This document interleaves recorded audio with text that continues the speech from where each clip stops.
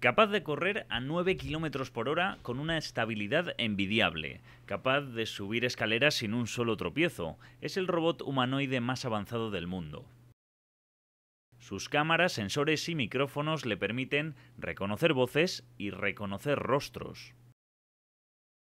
En Japón, este modelo ya se utiliza como recepcionista en museos y oficinas. Se encarga de dar la bienvenida, indicar el camino o incluso llevar cafés. El desarrollo de sus manos y dedos logra desenroscar una botella y servir un vaso.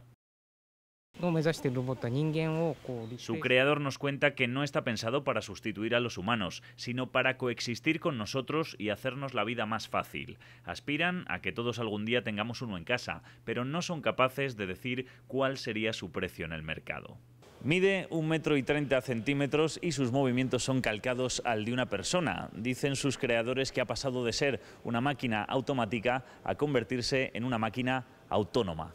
Asimo puede también tirar penaltis, aunque nadie te asegura que los marque.